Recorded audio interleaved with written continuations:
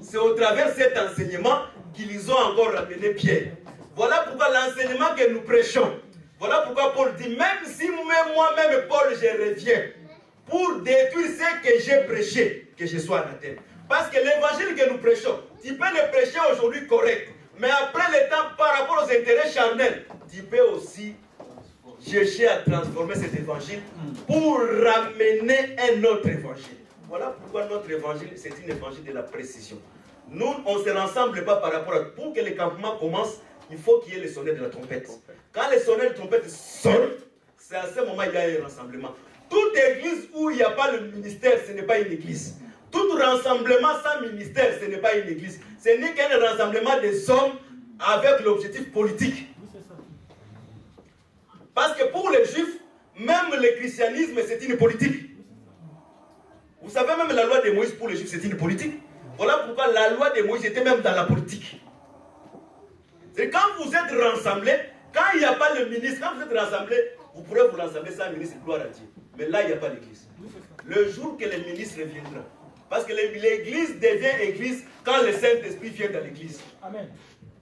Philippe avait regroupé les gens. Les gens ont abandonné la magie, mais il n'y avait pas de Saint-Esprit. Le jour que les pierres sont venues, c'est-à-dire dans d'autres termes, le ministre est porteur du Saint-Esprit. Là où on n'a jamais écouté les ministres, ils n'ont pas le Saint-Esprit, quelle que soit leur bonne volonté de se réunir. Voilà pourquoi Philippe doit faire appel à Pierre. Quand un frère regroupe les gens, il peut avoir les bonnes intentions, mais le frère doit faire toujours appel au ministre. C'est le ministre qui doit venir parce que le ministre doit ramener le Saint-Esprit pour le peuple. Voilà pourquoi dans la vie, la plus grande des bénédictions, c'est avoir le Saint-Esprit. Le premier campement, c'est le rassemblement tout autour de la parole. C'est-à-dire le premier motif, quand nous sommes réunis, notre réunion, c'est le rassemblement tout autour de la parole, mais dans le respect de la doctrine. Parce qu'on doit manger l'agneau, mais sans briser les os. On se rassemble pour glorifier le Seigneur, mais la première chose, c'est le respect dans la doctrine quand nous sommes rassemblés. S'il n'y a plus de respect dans la doctrine, l'église ne va pas mieux fonctionner. Il faut que les gens qui chantent conformément à la doctrine, qui s'habillent conformément à la doctrine, qui se tressent les cheveux conformément à la doctrine, qui même les boucles, ils revérifient. Est-ce que j'ai mis les boucles des oreilles ou j'ai des problèmes avec Paul, j'ai des problèmes avec Pierre ou je n'ai pas de problèmes avec Paul. Parce que tu ne peux pas avoir des problèmes avec moi. Mais si tu as les problèmes avec Paul, tu as les problèmes avec Pierre, tu as les problèmes avec Abraham, tu as les problèmes avec tous les prophètes. Merci. Parce que ces prophètes, ce sont des écailles, ce sont des frères qui s'entendent. Tu ne peux pas diviser Paul avec un autre prédicateur. Quand quelqu'un est prédicateur, il doit être en harmonie avec Paul. Voilà pourquoi quand nous prêchons, des fois Paul lui sort, il dit, vraiment, si moi j'étais, j'allais dire aussi comme ça. On doit voir, voilà pourquoi Paul dit ceci. N'abandonnez pas. Paul ne dit pas que n'abandonnez pas vos assemblées. Non, il n'a jamais dit ça. Paul dit n'abandonnez pas nos assemblées. C'est-à-dire notre assemblée, c'est l'assemblée où il y a Paul dans cette église. Amen. Si nous trouvons Paul, nous trouvons que c'est notre assemblée. Si Paul n'est pas là, cette assemblée n'est pas la nôtre. Parce qu'il y a certaines assemblées où Paul n'est pas là.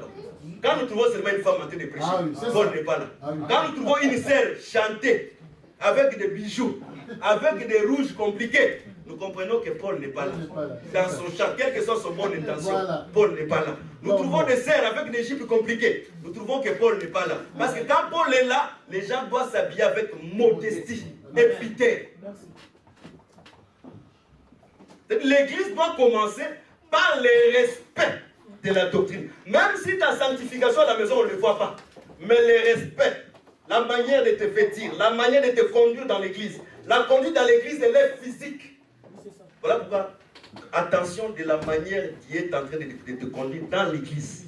Car l'église est les colonnes de la pluie et de la vérité. Amen. Si on n'allait pas faire comme ça, on va réunir des rebelles, les gens vont rester impolis, mais ils diront qu'ils sont dans l'évangile éternel.